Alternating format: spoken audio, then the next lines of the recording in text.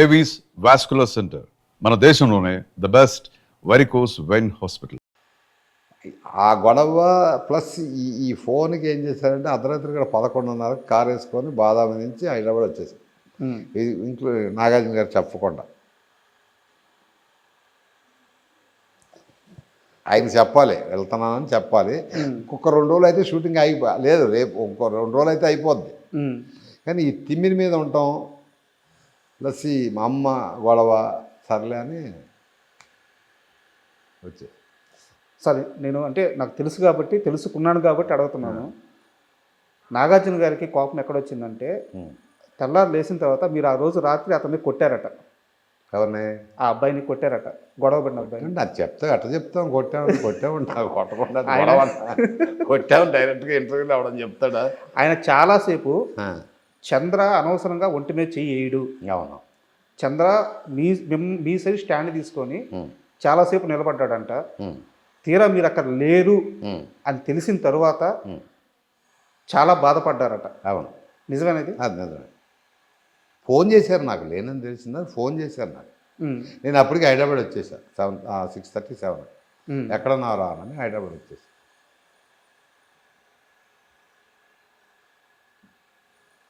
అంతే, కట్టు ఫోన్ మనకి స్టార్ట్ అయింది. ఇప్పుడు తిమ్మిరికి మీరు దిగిపోయింది. చెప్పాను కదా, ముందే చెప్పాను నేను చేసిన పనులు చాలా బరాయించాడు అని చెప్పాను కదా నేను. అయితే ఏంటంటే నేను తప్పు చేయను, ఊరికి అనవసరంగా ఎవరినంటే అట్లా వాంటెడ్గా. అవును, నాగార్జున గారు ఆ రోజు వాదించింది కూడా అదేనట. అంటే నేను ప్రత్యక్షంగా తెలిసిన మనిషి దగ్గర నుంచే తెలుసుకున్నాను. అయితే తెల్లారు మళ్ళీ ఇక్కడికి వచ్చిన షూటింగ్కి వెళ్ళాను. మా కాకపోతే ఏమైపోయిందంటే ఆయన కళ్ళల్లోనే మనం చూడలేకపోవటం, ఆయన నన్ను ఏదో సంథింగ్ జరిగిందండి అక్కడ.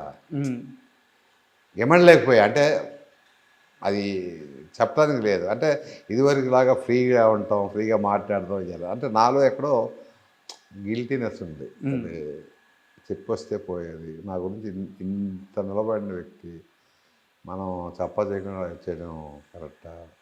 ఇట్లా ఇక అట్ట టోటల్గా ఇక మనం డిసైడ్ అయిపోయాక. ఇప్పుడు ఎలా ఉంది సార్ రిలేషన్? బాగుంది, ఇప్పుడు బాగుంది. సో ఎప్పుడన్నా ఫోన్ చేస్తా? అవి ఏమున్నది, రిలేషన్ అంత బాగుంటుంది. అంటే రిలేషన్ పోయే అంత ఏం లేదు కదా, మామూలు కదా. ఆ తర్వాత మళ్ళీ చేశాను కదా, షిరిడి సాయిబాబు చేశాను కదా. అవును, మీ బాబు సినిమా అప్పుడు కూడా వచ్చాను కదా. అదే అందరూ వచ్చారు కదా, కొడుకులు అందరూ వచ్చారు, తండ్రి వచ్చాడు. అట్లా పగలు పెట్టుకొని పక్క ఈ పెట్టుకొని అట్లా ఉండదు నాన్న. పగ పెట్టుకుంటాం, వీడు మనదేం చెల్లిపోయాడు, వీడికి చెయ్యి అలాంటి వ్యక్తులు కాదు. బట్ ఆ రోజు జరిగిన తిమ్మిరిలో ఇండస్ట్రీలో బతికితే నాగార్జున గారి లాగా బతకాలి అని చెప్పి చాలామంది హీరోలు ఇప్పటికే చెప్పారు. అంటే ఆయన రిచ్నెస్ అదంతా పక్కన పెడితే ఆయన లైఫ్ స్టైల్, ఆ బాడీ మెయింటైన్ చేయడం కానీ, ఫుడ్ హ్యాబిట్స్ కానీ అందరికీ చాలామందికి ఆదర్శం. అసలు నాగార్జున గారి డైట్ ఎలా ఉంటుంది? నాగార్జున గారు వారంలో 5 రోజులు మామూలు ఫుడ్ తీసుకుంటాడు. అంటే ఇడ్లీ కానీ మామూలే, మనం ఏం తింటాం అదే, మితంగా తీసుకోవడం. అంటే ఎక్కువగా తినడం. Okay, first point. ఒక ఇడ్లీ తిన్నాడు అనుకుంటే ఒక ఇడ్లీ, లేదంటే ఒక వడ, లేదనుకుంటే ఒక గారి, ఇట్లా తక్కువ తింటాడు. ఏదైనా ఒకటి దాంట్లో మళ్ళీ ఆకలి వేసినప్పుడు తింటాడు ఏదో ఒకటి. ఆకలి లేనిదే తినడు. మనం ఏం చేస్తాం, ఆకలి ఉన్నా లేకపోయినా ఎవడన్నా పెడితే తినేస్తాం, అట్లా కాదు. ఆయన ఆకలి వేసినప్పుడు తింటాడు. మధ్యాహ్నం నుంచి ఏం తీసుకుంటారు? మధ్యాహ్నం మామూలు భోజనంలో ఎప్పుడు కూడా ఆయనకి బెండకాయ కంపల్సరీ ఉండాలి. ప్రతిరోజు ఉండాలి. తర్వాత చిప్స్ ఉండాలి, హాట్ చిప్స్ ఉండాలి. రైస్ ఏమో మన రైస్ కాదు, దంపుడు బియ్యం. దంపుడు బియ్యం ఉంటాయి, అంటే దాన్ని ఏమంటారు, పొట్టు అదే తౌడు తీయకోకుండా పాత రోజులు దంపుడు బియ్యం. తర్వాత రసం, ఒక అరటిపండు, ఏదన్నా మొత్తానికి 4 ఉండాలి. అవి కూడా ఏంటంటే అంత అదొకటి. రైస్ మట్టుకు చాలా మెత్తగా ఉండాలి, మనం తినలేం. అది మెత్తగా అయిపోద్ది. ఓకే. అంటే అన్నం చీడిపోయినట్టు ఉంటుంది కదా, మెత్త ముద్దలాగా అయిపోద్ది కదా, అట్లా ఆయనకి అలా ఇష్టం. అలా ఇష్టం. ఉమ్. అంతే, అది తింది. ఇక సాటర్డే వచ్చింది అంటే సాటర్డే నైట్ నుంచి ఆయన కావాల్సింది ఎక్కువ ఇష్టం ఏంటంటే పాంప్లెట్ చేప తింటాడు. చేప. అదంటే ఆయన బాగా ఇష్టం. అది అది నేను అవుట్డోర్లో కూడా వండి పెట్టేవాడిని ఆయన. ఎప్పుడన్నా కేరళ కానీ అటు వెళ్ళినప్పుడు, అరే నాకు అంటే మా తెలుగులో చందువ చేప అంటారు, ఇట్లా పాంప్లెట్ చేప ఇట్లా ఉంటుంది, అది అవి వండి పెట్టేవాడిని. అవి అంటే చాలా ఇష్టం. ఇక ఆ సండే మటుకి మటన్ కానీ చికెన్ కానీ 2-3 ముక్కలే అంతే. అంత తర్వాత ఏంటంటే శుభ్రంగా ఆ తినేది ఆదివారం పూట కొద్దిగా ఎక్కువ తింటాడేమో నాకు. ఓకే. అంటే జిమ్ సార్ డైలీ జిమ్ చేస్తారు? డైలీ జిమ్ చేస్తాడు. జిమ్ చేస్తాడు. పొద్దున్న ఒక రాగి గ్లాస్ ఇంత ఉంటుంది, రాగి గ్లాసు. ఆ గ్లాసు దాంట్లో ఏంటంటే నిమ్మకాయ, ఉసిరికాయ, క్యారెట్, బీట్రూట్, తర్వాత ఇది ఏమంటారు వైట్ పటికి బెల్లం ముక్క ఉంటుంది, పటికి బెల్లం తెలుసు కదా, షుగర్ పటికి బెల్లం, అది కానీ తేనె కానీ, అది లేకపోతే తేనె, ఇవన్నీ మిక్సీ చేసి ఇచ్చేవాడిని. ఒక గ్లాసు రాగానే, షూటింగ్ రాగానే ఫస్ట్ ఒక గ్లాస్ ఇచ్చేవాడు. ఆయన పరగడుపున తాగేవాడు. ఓకే. అది కంపల్సరీ ఉండాలి. అది అందుకనే ఆయనకి హెయిర్ ఓడదు. ఇదేనా రహస్యం? ఎందుకు ఓడదు అంటే అదే, ఉసిరికాయ, క్యారెట్, ఈ జ్యూస్, నిమ్మకాయ, తేనె, ఇంత ఇంత గ్లాస్ తాగుతాడు. మళ్ళీ ఇంత కాదు, ఇంత పెద్ద గ్లాస్ తాగుతాడు. నాకు తెలిసి ఆయన కెరీర్లో ఒక అన్నమ్మాయికి తెప్పించి దేనికి విగ్గుపడినట్లేరు. అంటే ఫస్ట్ ప్రెసిడెంట్ గారు పెళ్ళడానికి పెట్టాం కానీ తీసేసాం తర్వాత. వాళ్ళు వాడింది అన్నమయ్యకే. ప్రెసిడెంట్ గారు పెళ్ళడానికి ఫస్ట్ పెట్టి బాగాలేదని తీసేసాం. బాగుంది ఉంగరాలు చుట్టూ అది ఇదని పెట్టి అన్నమయ్యకే పెట్టాం. అది కూడా రెండింటికి, ఓల్డ్ గెటప్కి, మిడిల్ గెటప్. ఇదనమాట health secret. Health secret, hair secret అంతే. ఎవరికైనా ప్రపంచంలో కానీ మెయింటైన్ చేయాలి, చేయదు. ఆ జ్యూస్ మిషన్లో బీట్రూట్, క్యారెట్, ఉసిరికాయ, నిమ్మకాయ, తేనె చస్తే ఓడదు. ప్రపంచం ఎవరికి ఓడదు, కానీ మెయింటైన్ చేయరు. నాగార్జున గారికే కాదు, ఎవరికి ఎవరికి ఓడదు. కానీ ఆయన మెయింటైన్ చేస్తాడు కాబట్టి ఆయన వేరేట్టు. నేనే ఇచ్చేవాడిని చేసి. నేను ఆయనకి అన్నీ చేసి పెట్టేవాడిని. దోశలు వేసి పెట్టేవాడిని.